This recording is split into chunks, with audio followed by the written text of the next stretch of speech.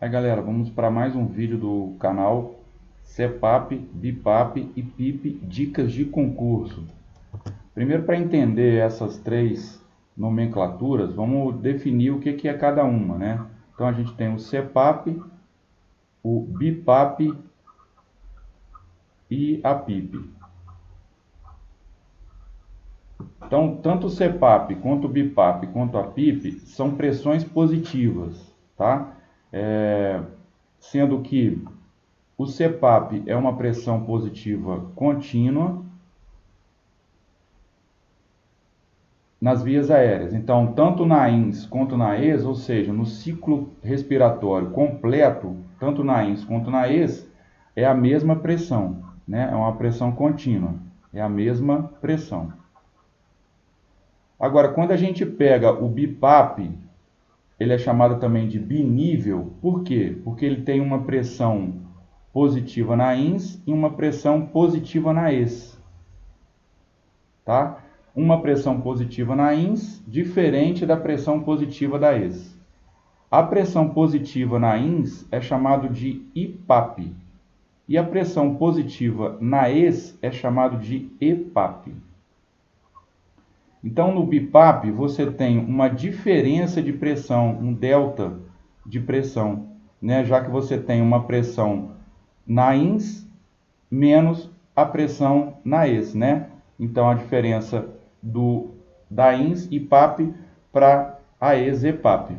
Esse delta de pressão aqui permite com que o BIPAP gere um aumento no volume corrente. Coisa que o CPAP, que tem a pressão contínua, não, tá? A grande vantagem do CPAP é que ele melhora a oxigenação por manter os alvéolos abertos, evitar o colapso dos alvéolos, né? Ele mantém os alvéolos abertos.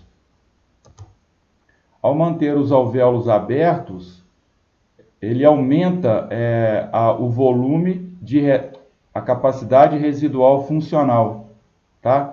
Essa capacidade residual funcional, vamos trazer aqui para baixo, a capacidade residual funcional é o volume de reserva expiratório mais o volume residual. Esse aumento que o CPAP promove na capacidade residual funcional aumenta a área disponível para troca. Dessa maneira, o CPAP ele melhora a oxigenação. Né? Se você tem uma área maior para troca, obviamente você vai ter facilidade nessa troca, você vai melhorar a oxigenação. Como o CPAP tem uma pressão contínua, não tem uma diferença de pressão entre a INS e a ES, o CPAP ele não aumenta o volume corrente. Tá? Então, o BIPAP, por ter essa diferença de pressão, ele além de melhorar a oxigenação, aumentando a capacidade residual funcional pela EPAP, né, que nada mais é de que uma pressão contínua, uma CPAP, né, vamos colocar assim, uma pressão contínua, menor do que a EPAP, mas pelo EPAP você tem um aumento na capacidade residual funcional e a melhora da oxigenação. Pela diferença da pressão do IPAP pelo EPAP, você tem um aumento no volume corrente.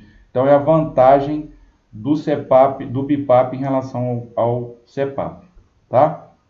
Tanto o BIPAP quanto o CPAP, eles são usados em ventilação não invasiva. Né? Então, quando eu estou utilizando a ventilação não invasiva, eu uso o CPAP ou o BIPAP. Bom, e o que é a PIP? A PIP é uma pressão positiva no final da expiração. Nada mais é do que um CPAP, uma pressão contínua na ventilação mecânica invasiva. Então, quando eu falo de PIP, eu estou falando de ventilação mecânica invasiva. Quando eu falo de CPAP, eu estou falando de ventilação mecânica não invasiva. Tá? Os conceitos são o mesmo. Então, eu tenho lá um gráfico de pressão-tempo. Tá? Tem um gráfico de pressão-tempo. Aqui eu tenho a pressão zero. Né? Aqui eu tenho uma pressão positiva a mais e um ciclo respiratório. Então eu tenho essa pressão positiva aqui, ó, que é contínua, tá vendo? Ocorre tanto na ins quanto na ex, a mesma pressão. Quando eu estou em ventilação mecânica, eu chamo essa pressão de PIP. Agora, quando eu estou numa ventilação não invasiva, essa pressão mínima aqui é contínua, eu chamo de CPAP. Beleza? Agora tem uma outra coisa também. Quando eu consigo manipular tanto a pressão ex quanto a pressão ins na ventilação mecânica invasiva, tá? Vamos falar em ventilação mecânica invasiva. Eu tenho uma pressão inspiratória diferente da pressão expiratória, tá? A pressão expiratória eu tenho lá a PIP, em ventilação mecânica invasiva. E essa pressão inspiratória é uma pressão que a gente chama de pressão de suporte. Então, quando não parece que é um BIPAP, não parece que a gente está falando de um BIPAP, de uma pressão binível, né? Então é a chamada ventilação pressão de suporte, o PSV. O PSV nada mais é que um BIPAP, só que um BIPAP realizado em paciente traqueostomizado ou paciente em tubo orotraqueal, ou seja, em ventilação mecânica invasiva. Tá? Então, o PSV nada mais é do que o BIPAP da ventilação mecânica invasiva. Tá? Aí eu posso ter, por exemplo, um modo ventilatório que eu tenho uma pressão de suporte mais a PIP. O que é isso? Pressão de suporte mais a PIP? Uma pressão inspiratória e uma pressão contínua nas vias aéreas ou uma pressão expiratória. Né? Então aqui eu tenho um IPAP, aqui eu tenho um EPAP, tá? Ou um BIPAP em ventilação mecânica invasiva.